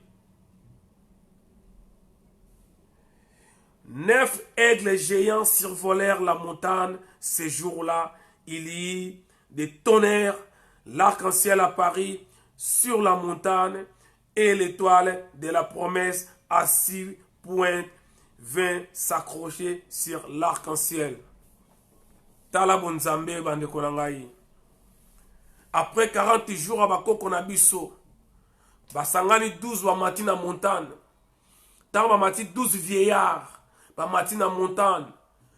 L'archange Mwanda Congo. Abane ko tambusa bango depuis mkol basala ka bango. Akiti. Akiti si ma colonne likolo ya montagne. Tant akiti si ma colonne ye. 9 aigles babimi, aigle ya falite ya médiocre, aigle na ya bandokite. Déjà aigle il va franc-maçon te ya fali. Aigle ba koko na so 9 aigle ba ye babani ko tambola likolo ya montagne wana, balobi bakake bandi ko beta. Bakake bandi ko beta arc-en-ciel et bimi. Arc-en-ciel tango e bimi bande konanga. Étoile moko eye et kangamina arc-en-ciel. Étoile en zalaki na 6 pointes. Boyebe tola bomona ngwa. Étoile oyo bomona kana drapeau à Israël yango ba olobelawa. Je crois la même étoile bomona kango na nini ya budia ya ninyo budia ya Congo, budia di Congo. Babioka mwana semi. emblème à Mwanante, au moins la étoile. C'est cette étoile. C'est cette étoile, les étoiles, il y a ba Congo, enfin, il y a ba Bena Congo, il y a ba Bantu, il y a Bisso. Mais le col, il y a ba usurpateur, ba miyibi. Bazwa histoire na biso nyonso. Na étoile, ba kecha le ba yibi ba solo étoile. Na zanga na ba histoire rebelle ya étoile o comme ça na ba la binongo. Nous comme ça na ba ma solo étoile on na ba la binongo. Pour comprendre pourquoi excusez moi la longola nini ozole kawa. Mo kona expliquer bino boya comprendre pourquoi ba ingénieur na biso bazala ka ba réparateur, ba ingénieur a mindele ba fabrikaka. Donc bango basala ka voiture biso to réparer. Bango basala ka téléphone biso to réparer. Bango basala ka ordinateur biso to réparer. Bango basala ka train biso to réparer. Nous connaissons ko beta l'isole étoile oyoyo on explique bino étoile wana ya 6 côtés et bima qui eye kangamina arc-en-ciel. Étoile au monde dans le drapeau Israël, étoile au monde dans le capaya Manasemi, c'est cette étoile. Les alliés symbole mukolo oyo bonzambe et quitter la kabako qu'on a vu sur le collé à montagne à Congo d'Antoté là. Voilà. Oh, qu'est-ce que j'ai foutu là? Voilà. Alors, une pluie fine tomba au bas de la montagne en guise de bénédiction du peuple. Mbula moko ya pete et betaki pona kola que ça symbole ya bénédiction. Mbula eza mbula mapamboli hein. Pourquoi ba mbula eza mapamboli? Rapport nini mbula ke zala ya mapamboli? Makamebele tolo barato yebite. Parce que mbula betaka mukolo oyo pona signe ya bénédiction, yango le biso c'est comment que mbula oyo ya mapamboli, ngula oyo ya nguya. Tolo barango biso nyonso mbula mapamboli e buta mukolo wana. Na 690 na montagne ya Congo d'Antoté là. Et si ka bako bakena ko zonguya o mona ngo tilelo. O bakoma ko benga ngo la sorcellerie. Na ebisa bino, la sorcellerie n'est pas égale à Kindoki. Kindoki za sorcellerie te. Sorcellerie zali mususu. Kindoki pe mususu. Ce sont deux sciences totalement différentes. Kindoki, c'est la science la plus ancienne de l'histoire de l'humanité. Kindoki. Kindoki, hein? C'est la science la plus ancienne de l'histoire de l'humanité. Toutes les sciences sont dans Kindoki. Toutes les sciences sont dans Kindoki. Mais là, on a un côté positif et un côté négatif. Le lot est la plus côté négatif. Côté positif,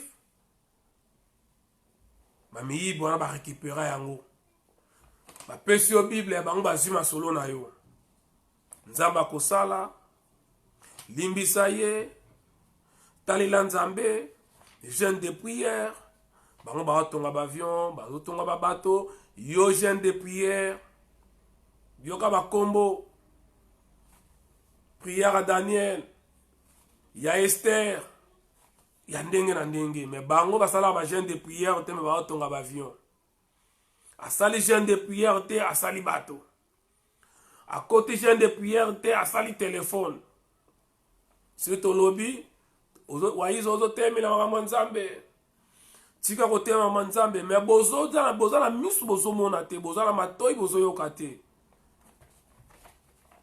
peuple ya ndenge nini ya lora soko kolobi na bokechi wa yambo quelle sorte ya peuple. Voilà.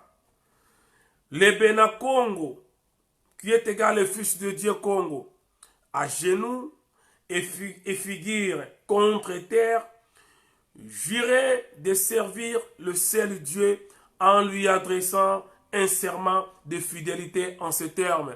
Donc, on a vu 12 mataki ensemble, Gumba Maki, la promesse et pas ya tatanzambi balobi boy. Nous servirons Nemwanda Congo selon sa volonté. Nous garderons le pays Congo de Mwanda Congo tel qu'il avait voulu. Nous enverrons la lumière de Mwanda Congo à travers le monde entier selon ce désir. Nous concentrerons nos efforts nos efforts. Non, ouais, nous concentrons nos efforts pour notre maîtrise et pour le salut des autres. Nous continuerons la lutte de garder l'évolution et la paix et la lumière du cœur. Nous continuerons à garder nos idées à la lumière. Et ça, ce sont des promesses que nos ancêtres ont juraki devant Tata Nzambi. Azaki représenté et pas il y a Archange, il y a Mwanda Congo. Grâce Fundour Singeta. Yope Mukongo, grâce Fundour Mukongo ya Braza. Zalawana, Oyo Kamaramembo na yo. Voilà. L'archange Mwanda Congo tona anenkembo. Wa mesula une pierre sacrée appelée Lusunzi. Ou Makongo, les lois. Qui signifie Nkodia ya moyo. Bapesaki bango pierre sacrée. Na pierre sacrée ezalaki na mibeko. Ndenge ni bokotambola. Yango komona ba Congo bazali na Congo Brazza. On a vu le Congo Foua. En réalité son nom c'est Congo Foua. Le Brazza c'est pour Aki Mundele. Et cause la Congo Brazza te grâce Fundour c'est Congo Foua. Voilà. Ba Congo bazala na ngambo ya Congo Foua. Na ba Congo bazala na ngambo ya Congo Kwimba. Na ba Congo kuna ya Mulaza. Biso nyonso. Tout ça là, tout à la composant. Même so aucun na Nigeria. Au moins ba culture ndete kokana bango. Babali saka ndeti biso. Basala ape kinzondi. Zo masanga. Kino pesa mobali na yo. Niko luka mobali na kaka ndenge sala marapana biso. Na Nigeria okute yango. Na Cameroun okute yango. Parce que culture eza moko. À partir ya pierre sacrée oyo bakenda kozwa na 690 na montagne ya Congo diantote la makambo tu omonaka wana bazwi yango wana o culture na bango te wana ebimela wana. Voilà, je continue. Voilà, et l'archange Mwanda Congo donna à Nekembo une pierre sacrée appelée Lusinzu ou Makongo et les lois, c'est-à-dire un Congo Diamoyo, qui devait désormais réjouir le pays qu'il venait de leur léguer et du Congo Tadi Kabasa Mbansinga. Nabaneli Yoka Yango, Congo Tadi Kabasa Mbansinga, qui veut dire le Congo restera un et indivisible. Le royaume restera un et indivisible. Abat le tribalisme. Message yango ya suka bazwaki wana. Donc nasi sa feuille oyo pour makameze belé wolimbisa et tikali parti en muke après albi boye archange asalini l'archange bénit Benakongo et les 3 provinces du Congo Makuku Matatu Malamba Congo diantotela 3 provinces où esalaki et sala royaume Congo Makuku Malamba Congo Matatu. Yango na komaki na mire na ngai pepe mokonzi. Est-ce que vous avez signification oya Makuku Matatu Malamba? Boyebi yango ezali 3 pierres. Congo Foua ben Congo Brazza, Congo Kwimba oya biso na Congo Mulaza, Congo Angola. Les 3 pierres. Voilà pourquoi bomonaka na mboka na biso mama sokaza kolamba ataka kaka 3 mabanga. Bola nanga très bien. Ezali par hasard pour ani bataka 4 mabanga tetamba olambela. Pona nini ba mama ya ba Kongo bana kolamba bataka 4, bataka 3, 4 to 5 mabanga bataka kaka 3. Les 3 pierres c'est pour représenter ces 3 pays. Congo Brazza, Congo Kinshasa na Angola. Yom tozo na tribalisme, je suis désolé.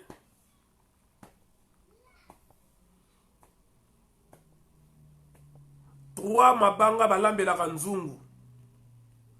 3 mabanga elambaka nzungu balambelaka. Atanga tia bakoni, akotia 3 mabanga, akotia na 3 côtés.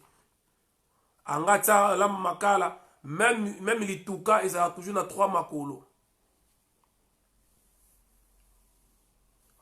À la temps mokili yo ko avancer na tango ba belge ba ya kozwa prison batie yango na kabinda Donc Kabinda ezalaki prison, bakangi na ngambo Angola bayano na Kabinda, bakangi na ngambo Congo Kinshasa bayano na Kabinda, bakangi bino na ngambo ya Kabinda na nzela ya nini ya Ponta Negra, donc ya Ponte Noire. Kabinda ezana fioti, fioti ezali munoko ya Bayombe, qui veut dire simplement liamara, na portugais liamara, donc kangaye, ligotele, voilà.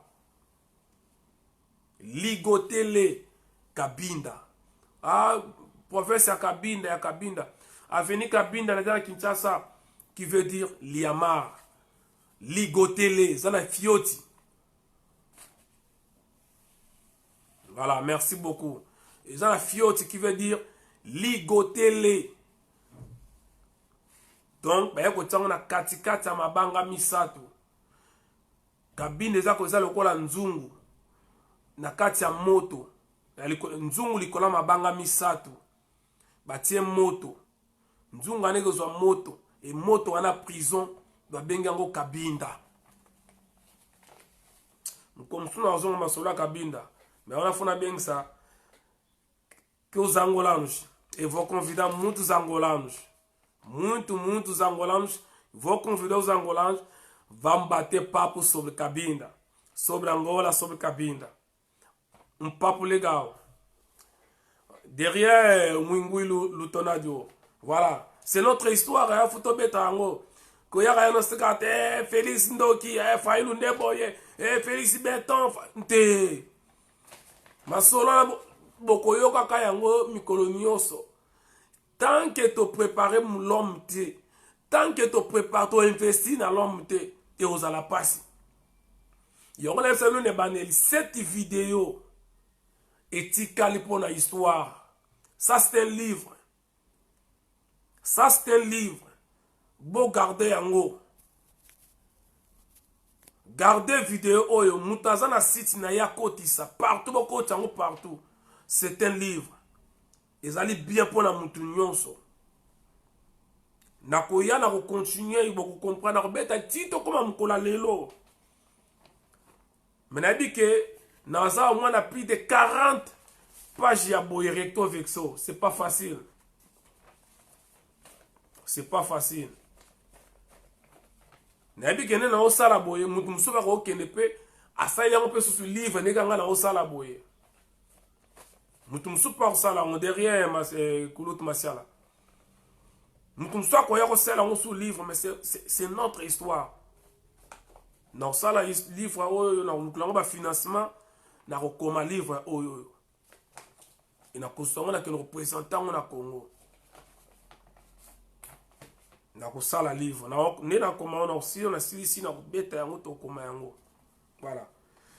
Alors to que to silisi parce que ngam na kompe kolemba, c'est sur cette montagne sacrée que les Bénin-Congo ont construit la dernière capitale de leur pays, qu'ils vont baptiser Mbanza Congo ou Mbanza Lemba ou Mbanza Nkamba ou Mbenza Ngemba, Mbenza Yenge. Voilà. Et tous ces noms signifient la ville de paix. Ingeta. C'est bien l'histoire, hein. Oui, bet langali solo, intel ma solo suya banani kuna. Oh, Eli kuna bimisi mapa. Ah, boni boy. Oh, Sodome Gomor, ma solo ane akala, ezo porter rien à culture na biso. Balobi boy.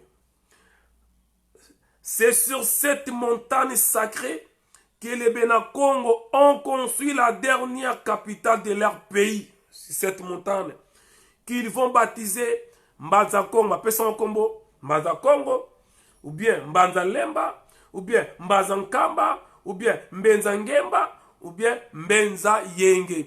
Tous ces noms, Engolo Bakaka, ville de paix ou ville de la paix. Nyonso boyoka bakombo yo. Mbanza Congo ebisika boyizalaka. Mbanza Lemba boyebisika ezalaka. Mbanza Nkamba boyebisika ezalaka. Mbanza Ngemba Mbenza nyonso bovino so yinya. Voilà pourquoi est vrai et authentique parce que bakombo ya bato na bakombo ya ba ville soko ke okutango.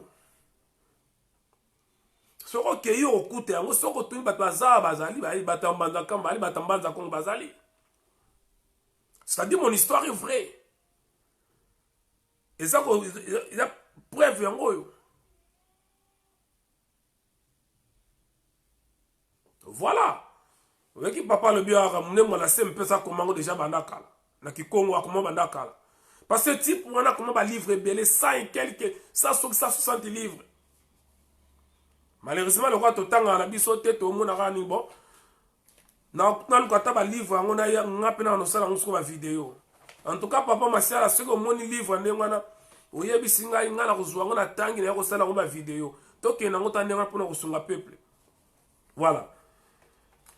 Yango, voilà, donc en 691 de l'ère des poissons, c'était la fin des travaux de construction de Mbanza Congo, sous la direction des grands artisans Nema Semantoko, le créateur de la beauté. Basi Sikotonga ville Mbanza Congo, na 691.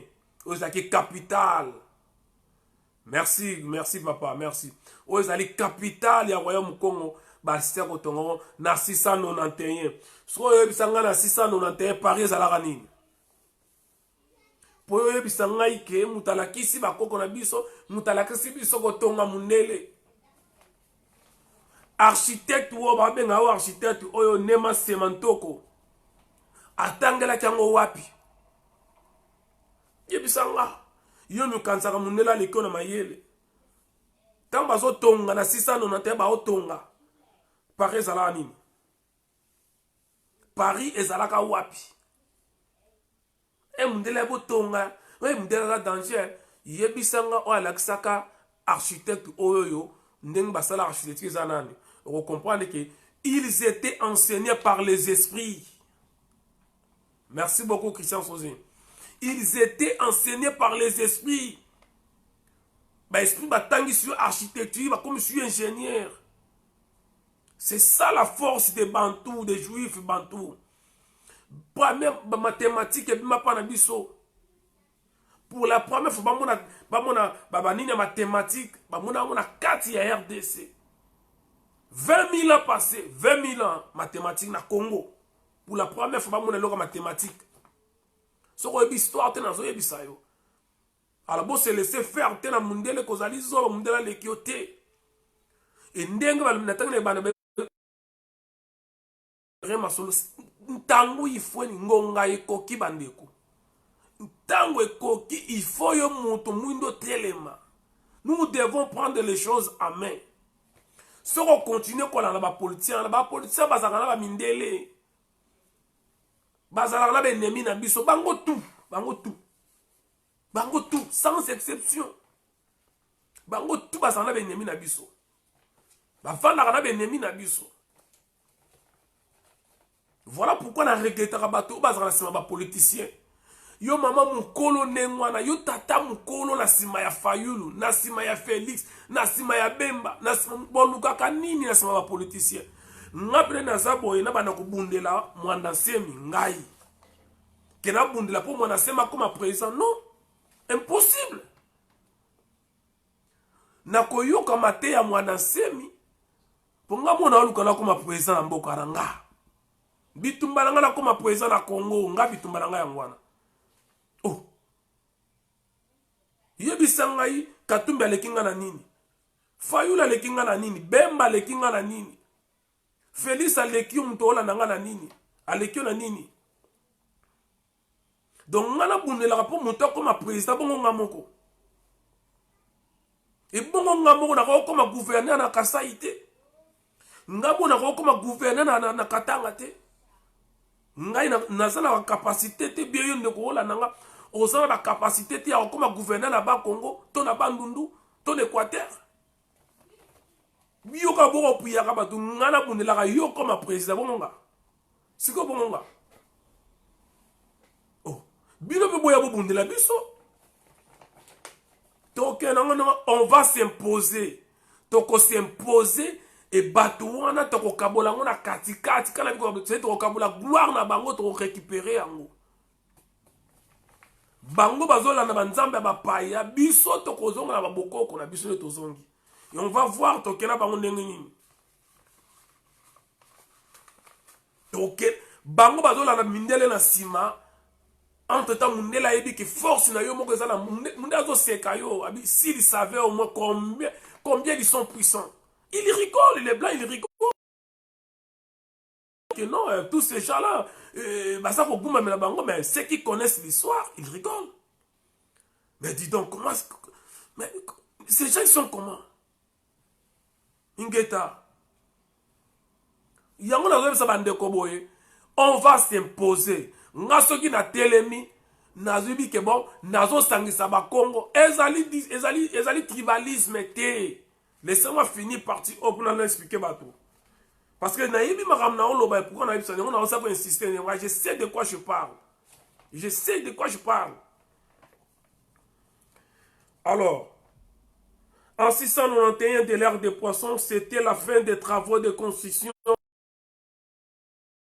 Donc, en 691 de l'ère des poissons, c'était la fin des travaux de construction de Mbanza Congo sous la direction des grands artisans Nemansema Ntoko. C'est-à-dire, Moutoumora Tangate, ma bengue grand artisan, comprendre que Azalaki na Banvoulouz, Ingeta. Alors, les créateurs de la beauté. Partant de Mbanza Congo, les Bénin Congo vont se multiplier de l'actuel Angola jusqu'au fleuve Ogué, au sud de Gabon, et de l'océan Atlantique jusqu'au lac Mandombe, au Bandundu. Toute cette étendue est l'empire fédéral du Congo, l'espace culturel du Congo, Congo Diantotela, appelé par ailleurs. Nasukisi na nikambo parce que ezali epele bandeko ezali epele la na yela la kisi yo outa wapi oza nani bamboka wane salamaka ndenge nini. C'est pour vous dire ce n'est pas que mindele bakomisaki bakoko na biso bato biso nde tokomisaki mindele. Alors arrêtez de vous sous-estimer, arrêtez. Nous sommes un peuple puissant. Et lorsque moi, dans la zone lobake, ngai na kobenga na kosangisa ba Congo, eza tribalisme te bandeko. Awa tambo yoki makama République démocratique du Congo. C'est pas betu masolo ya Katanga. Masolo ya Katanga ya babanda balunda de basaya bato Congo ba isa yango. Avant que naza la mutu ya République démocratique du Congo, nazali mutu ya ba Congo. Là, il faut le dire, ce n'est pas du tribalisme. Tant que ton tribalisme est tabou, il faut te surmonter, te surpasser. Avant que yoza la moutou, oza benga au Congolais, ozana nou muyombe, ozana nou muluba, ozana nou mubembe, ozana nou mulubakati, ozana nou muswayi, ceux qui nous nani. Congo et République démocratique du Congo et voyez après. Bandeko. Botala, bokota na bokota na nino na bosolo la politique ya samedi. Bakenda ba yamba ki type moko boye e kombo na yeso Christian soki nani. Azana association na yo Widal aida kaka batu. Ndeko na zali mutu ya chapa mutu ya Équateur. Pour na bo comprendre que tant que bino bo tika na combat c'est tribalisme. Et ça tribalisme. Mais il y a des réalités sur le terrain qui prouvent que ce n'est pas du tribalisme. Ndeko wana y association Widal na celle des publicités na on expliquer bino. Une année yango depuis ba créer yango na l'année na bosolo na politique samedi bota lango. Ba sonyo so ya sali en Équateur. Et puis ça sénateur hein. Azali sénateur. Un sénateur. Azali association na ye. Yanet mo ONG mra sungaka batatongaka. Une année yango basali makambu nyonso basali kaka en Équateur. Ba pompe en Équateur. Stade azotonga en Équateur. bandaka azotonga na Équateur. Sikoyo yo muto soko yebi to benge tribaliste. Muto na comporte benge tribaliste. Ngata on atali yango samedi oyo bokota na bosolo na politique ba yamba kena ba équipe nationale na sango. Bokele botala bomona. Mais un sénateur, pourquoi qu'il n'est pas na Lubumbashi? Pourquoi qu'il n'est pas ça na Kasumbalé s'attaquer que ton stade avant ton avon na Chouapa? Pourquoi? Pourquoi? Parce qu'il y a dit que avant que vous benga Congolais, azana nous muti Équateur. Abani na organiser bandeko ya province na ye. Et ceux qui ont mutola nanga po telemisi batu ya Kivu. On s'organise pour bani ko tonga Kivu. Pour bani ko ngabo délivrer, bo sauver Kivu. Yo kunoza na Kasumbalesa, yo kunoza na Katakokombe, yo kunoza na Chingulu, na Kananga, na Mujimai, na Makobola, na Butembo, na Bunya, na partout. Bon s'organiser. Vous ne voyez pas que c'est une autre forme ya combat. Comment bro utikala na combat moko oyo boyebi ki boza ko gagner na ngote. Ata lisasi moko bobeti te. Ata Rwanda moko bobomi te. Et bolingi ka batikala le corps ba prisonnier na bino moko boye ba réfléchir les sous-soutés. Vous empêchez même les gens de réfléchir. Vous empêchez les gens même ya pousser ma kamna musika. Ça c'est que je ne comprends pas. Mukuna na banama comme Mukuna. Na ebisa le même parole avec pour la mwana semi ndenge mongo na Mukuna. Ah, Mukuna pale kisi azui. Mukuna akumisa Kabila. Mukuna papa, maman. En fait, olingi eloko to lukaka pe to yebi yango te. Eloko to lukaka o biso to lingi to yebi te. Mais Tshisekedi oyo ya koma Nzambe ya bango lelo Nzambe. Oyo sali MPR nani. C'est Tshisekedi na Mobutu. Bazo boma batu, tant ba boma batu o ba boma na stade des martyrs wana, o ba boma banga public. Qui avait signé? C'était Tshisekedi, le ministre intérieur. Lumumba otole la kambula na mbula. Qui était le ministre intérieur signé makambu? C'était Tshisekedi. Mais à un moment donné, abomi batu, abomi. Écoutez, Tshisekedi abomi batu tangazala Mobutu.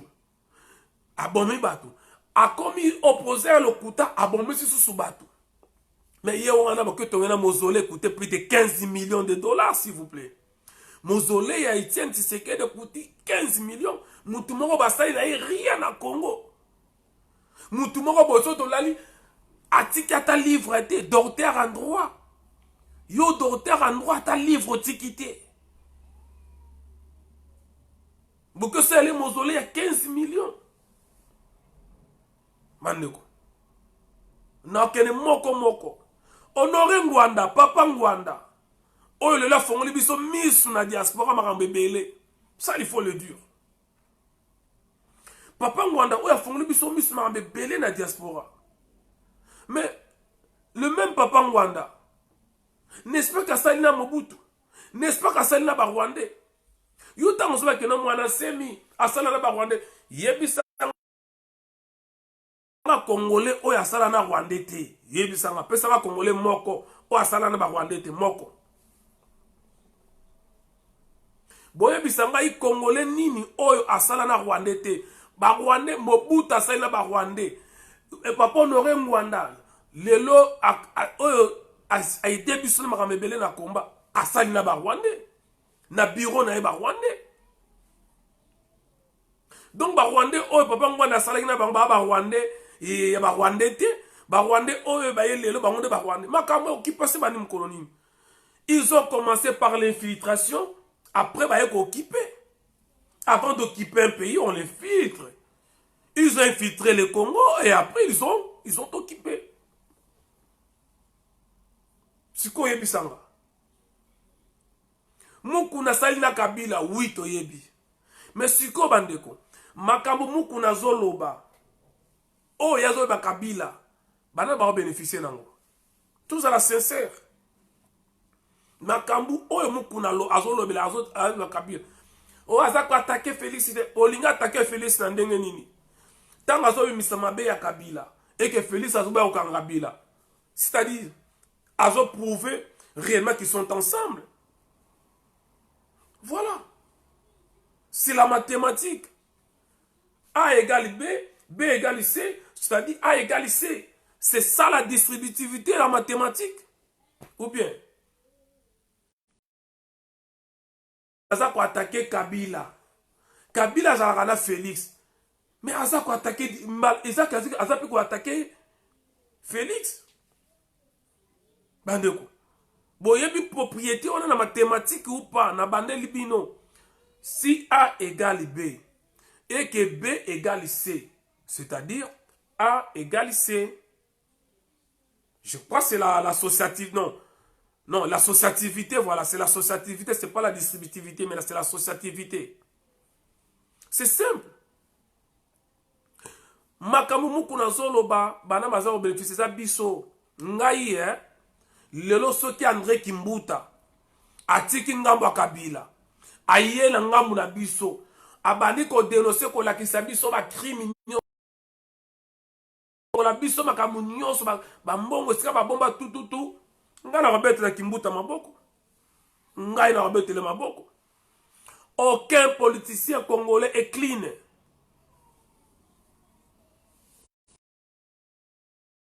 Aucun politicien congolais est clean. Aucun. Bango nyonso ba ndenge moko. Tout le monde a travaillé avec les Rwandais dans Congo. Tout le monde. Quoi nani, comment ça s'appelle? Mukuna Lekisi, abada okumisa Kabila. Mwanasema Lekisi, asaki deal na Kabila. Qui n'a pas fait le deal avec Kabila? Martin Fakoy Mokondi, Kabila zali mwana mboka, akotika na Congo. Vrai ou faux? Oui, bisanga. Fayula le bac que non, Kabila, si y est ce qui a gagné dans l'élection, Kabila za mwana mboka, akotika na Congo. Les lobbies non sont tombés pour attaquer Félix pour la Kabila na Congo. Parce que nous bolinga vérité. Bolinga vérité. Parce qu'on a un esprit libre. J'ai réfléchi à ma manière. Naza esprit. Nazo rappelé bino. Président Fayulu le barake hier sera si bokondi ba tout n'est pour na Kabila. Bino Kabila za mwana mboka akotika la na ye na Congo puis mboka na ye. Mais les longs na to takaka Félix ne Kabila za na Congo. Donc cela veut dire même ceux qui mataki Fayulu ngoza la ndenge moko. Alors qui est le démon, qui est l'ange de Dieu, qui? Pour savoir que Mukuna Lekisi, moi n'aime pas Lekisi, moi n'aime Masala na Rwandais, abete la Kabila baboko, Mukuna kumisa Kabila, yebi sango asala ba Rwandais tinani.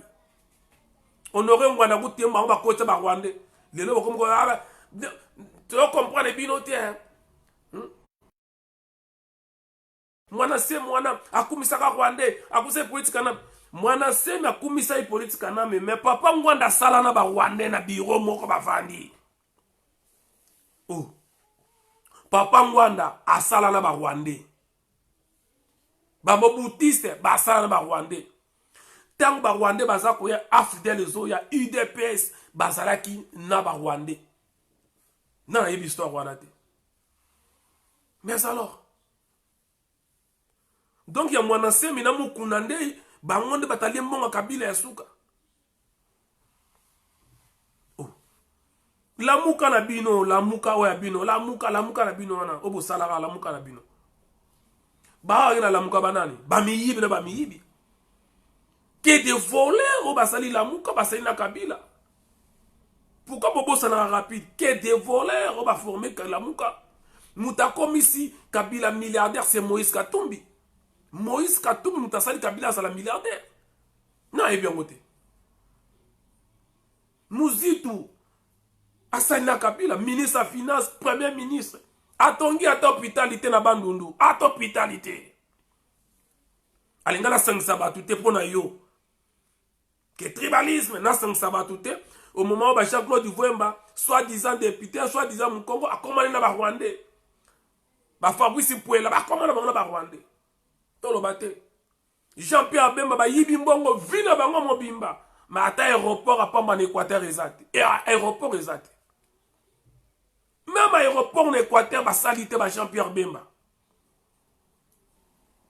Alors c'est la ngai na ba no bundela bango po ya comme président. Et bon nga. Bemba le kinga na nini? Fayula le kinga na nini? Muzito le kinga na nini? Félix le kinga na nini? Katumbi le kinga na nini? Pourquoi kaka bango? Jusqu'à quand on bobundela kaka bato, bobundela kaka bato, bon bisomoko. Toko koma wana. Et l'on est un comme appelle gouverneur na Mbujimai. Donc on a la qualité à comme gouverneur na Mbujimai. Donc j'ai pas de donc na la compétence on a été ya comme gouverneur na Kivu. Na Nord Kivu to na Sud Kivu. C'est ça.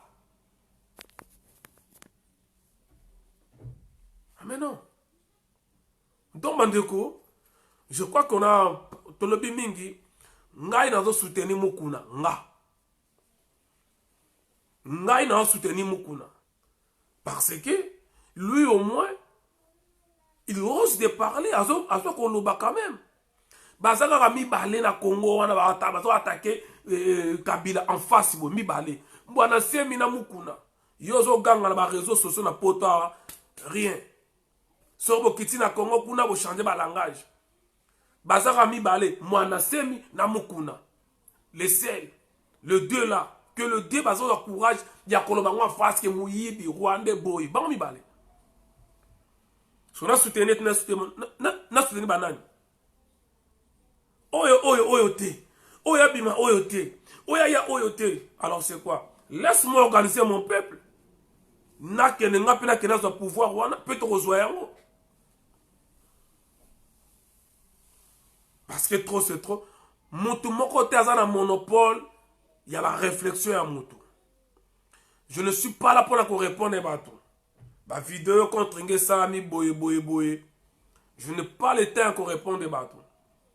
À un moment donné, il faut que la différence. Oya tangi na oya tangite. To la différence, oya zu éducation na oya zuite. Je n'ai pas le temps pour répondre à un tel, je n'ai pas le temps. Nazana ba arme ya danger so na betia we kozala grave mais kozala pour l'avantage ya Kabila. Ce qui ngai na comme koya ko sala vidéo pour na ndeko na ngai ya combattant to ndeko na ngai ya résistant to bundakana ya comme ça la vidéo c'est que na comme na ngambo Kabila. Donc ngai na koya jamais na sala vidéo parce que un tel ba salinga vidéo bazo tanga kombo na nga bazo loba bazo finga nga kuna ali ngai pe na iya na sala sous vidéo contre bango. Je n'ai pas le temps. Il faut que différence est là, batba mona nani wa yatangi na wa yatangi te. So to komi ko swana, ya salinga vidéo nga pele pona za so na mna sala vidéo na ko sala ngona pete pete na ko bombarder pote ko kabwana. Parce que na za na matière. Mais so na sala ngo za l'avantage ya nani? So na mna kanda nenga baselenga pe vidéo nga pena sala. Avantage à Chilombo na ba Rwandais. Ok, ngai cible na ngai ezali Chilombo. Cible na ngai ezali Kabila na ba Rwandais. Sauf que ce qui est continué, je serai dans l'obligation de répondre. Et ça sera une réponse musclée et réfléchie. J'espère que soto komi place wana Chilombo babeta maboko. Et na lingite Chilombo na ba Rwandais babeta maboko. Donc nakoya jamais ko ça la vidéo contre combattant moko boyo pour baselinga vidéo nga pena ya bozonga te. J'ai eu la chance au moins de passer sur les bancs de l'école na yebi. Pour respecter bateau, que ça n'a retenu. Donc bandeko o bobenga nga boye waiza et répondre boye wale comme distraction. Ndenge basala ki ba vidéo un jour bakozonga ba ya kosenga pardon parce que kakipaka kokolo. Na ko répondre na sala mutu vidéo te, na ko ya ko finga mutu te, na ko ya ko attaquer mutu te. Ngai démarche na ngai nakosangisa bakongo tokosangana bane kongo ya Braza ya Angola ya RDC tokosangana yo soko oyebi ke ozali ne kongo lingo soutenir to sauver mboka wana yaka tosangana mutu nyonso alingi aye abengani mutu te. Nous avons des Bangala, si on attend des Bangala, bazali tous ensemble. Non, je ne le ferai pas, papa, ne vous en faites pas. Je suis pas là. Ton côté na bilo ko anate. Qui va installer le vidéo pour ça les là. Quand les gens pèsent ma casse et pas il y a Félix na ba Rwandais. Qui na vidéo a fingi ngai ba taki ngai bazo finga ngai pe na yena sala vidéo. Toumeli mwandam na makambo moi maturité ekoti déjà. Donc ngai cible na ngezali Hippolyte Kanambe. Cible na ngezali Hippolyte Kanambe na Félix. Donc ngana boule ndé na ko mata gouverneur en Équateur, ngabula nga ngwana. Moni ngana fandia bula nga ndé na ko sana kuma gouverneur na Kisangani, ngama kanisa nga ngwana. Donc je ne suis pas là pour na ko attaquer tout. Combat na ngezali boye. Distraction te ninité.